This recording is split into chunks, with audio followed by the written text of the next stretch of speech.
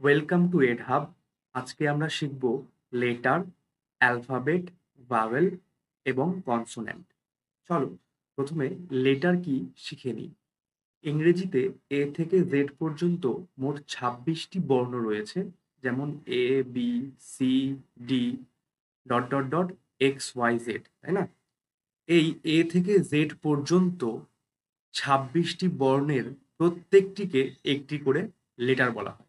যেমন এ একটি letter, B একটি লেটার, সি একটি লেটার, এম একটি লেটার, ও একটি লেটার, টি একটি লেটার, এক্স একটি লেটার, ওয়াই একটি লেটার, জেড একটি লেটার।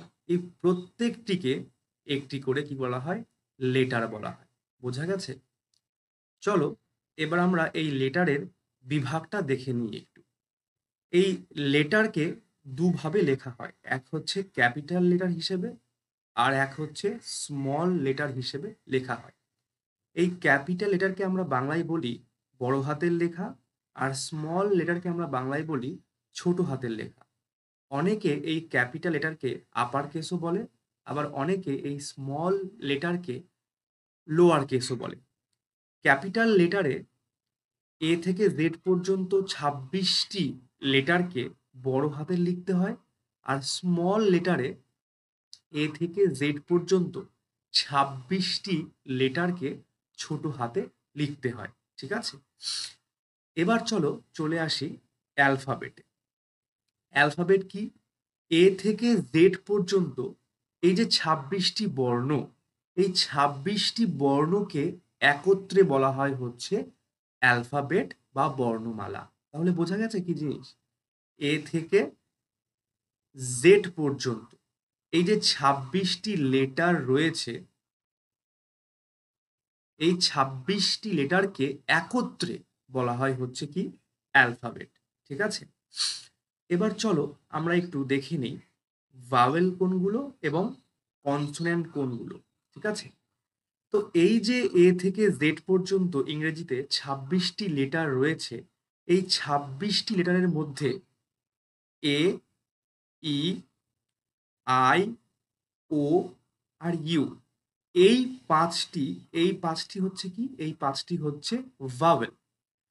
আর এই পাঁচটি বাদ দিয়ে বাকি ২১টি হচ্ছে কনসোন্যান্ট। তুমি দেখতেই পাচ্ছ এখানে, দেখো B, C, D, F, G, H, J, K, L, M, N, P, Q, R, S, T, V, W, X, Y, Z. এই ২১টি হলো কি? কনসোন্যান্ট। এবার প্রশ্ন হচ্ছে, এদেরকে ভাওয়েল বা স্বরবর্ণ বলা হয় কেন? আর এদেরকে কনসোন্যান্ট বা ব্যঞ্জন বর্ণ বলা হয় কেন? তাই তো? এদেরকে ভাওয়েল বলা হয় কারণ এরা নিজেরাই কিন্তু উচ্চারিত হতে পারে। এদের উচ্চারিত করার জন্য কারো সাহায্য নিতে হয় না। যেমন আমি যদি বলি এ, এই এ কিন্তু নিজেই উচ্চারিত হতে পারে। একে উচ্চারিত করার জন্য অন্য কোনো লেটারের সাহায্য নিতে হয় না। তাই এ একটি ভাওয়েল। আবার দেখো আই, এই আইকেও কিন্তু উচ্চারণ করার জন্য অন্য কোনো লেটারের সাহায্য নিতে হচ্ছে না। যেমন দেখো আই, অন্য কোনো লেটারের কিন্তু সাহায্য নেওয়ার প্রয়োজন পড়ছে না। সেই জন্য এই আইটাও কি? একটি ভাওয়েল।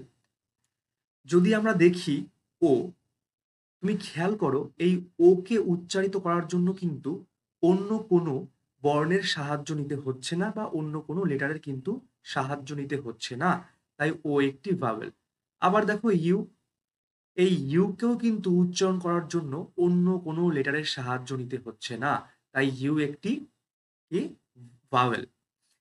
এবার যদি আমরা আসি এই বিতে, খেয়াল করো এই বি কে কিন্তু তুমি শুধু এই বি এর উপর বেস করে উচ্চারণ করতে পারবে না। এই বি কে উচ্চারণ করার জন্য তোমাকে বি এর সাহায্য নিতে হবে, আবার একটা ভাওয়েল ই এর সাহায্য নিতে হবে, তাই না? সেই জন্য বি একটা কনসোন্যান্ট।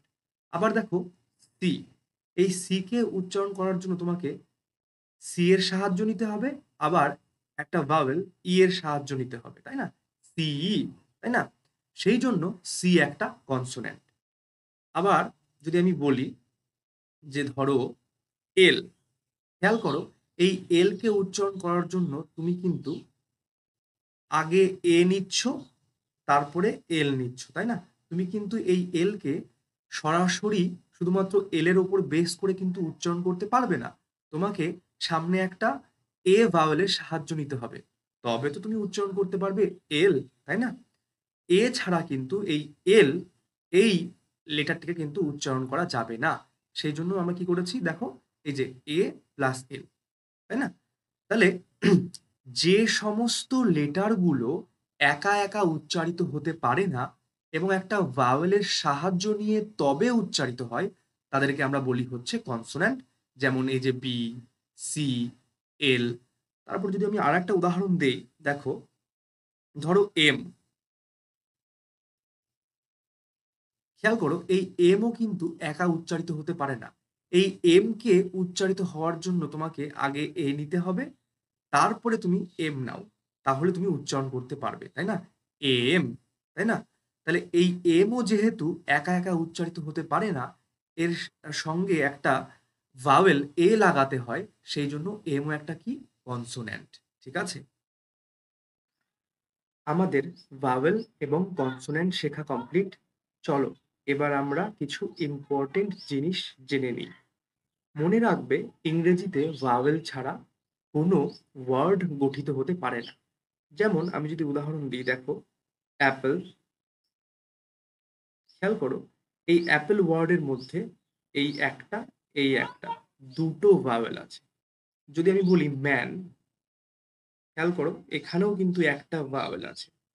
যদি আমি বলি রেইন, খেয়াল করো এখানেও কিন্তু একটা, দুটো, দুটো ভাওয়েল আছে। তাহলে মনে রাখবে ইংরেজিতে কিন্তু ভাওয়েল ছাড়া কোনো ওয়ার্ড গঠিত হতে পারে না। এখন প্রশ্ন হচ্ছে, তাহলে এই ক্রাই কি কোনো ওয়ার্ড নয়? কারণ এখানে তো কোনো ভাওয়েল নেই। না, এই ক্রাইও কিন্তু একটা ওয়ার্ড। কেন? কারণ ইংরেজিতে ডাব্লিউ আর ওয়াই কে বলা হয় হচ্ছে সেমি ভাওয়েল। কি বলা হয়? সেমি ভাওয়েল বলা হয়। ঠিক আছে, তো কোনো ওয়ার্ডে যদি ভাওয়েল না থেকে এই ডাব্লিউ বা ওয়াই থাকে, তবেও সেটাকে কিন্তু আমরা কি ওয়ার্ড কনসিডার করব। ঠিক আছে, তাহলে ইংরেজিতে সমস্ত ওয়ার্ডের মধ্যেই নয় ভাওয়েল থাকবে, আর না হয় সেমি ভাওয়েল থাকবেই থাকবে। ঠিক আছে, আচ্ছা যদি আমি বলি একটা ওয়ার্ড আমাকে বলো তো, যে ওয়ার্ডের মধ্যে এ, ই, আই ও ইউ এই পাঁচটি ভাওয়েল রয়েছে, তাহলে আমাকে বলতে পারবে তোমরা? আমি বলে দিচ্ছি, দেখো এজুকেশন।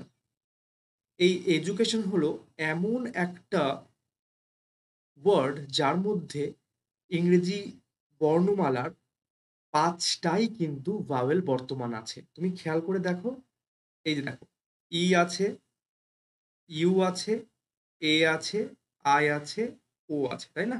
ইংরেজি বর্ণমালার পাঁচটাই ভাওয়েল কিন্তু এই ওয়ার্ডটার মধ্যে বর্তমান। ঠিক আছে, আজকের ক্লাস এই পর্যন্তই। Thank you.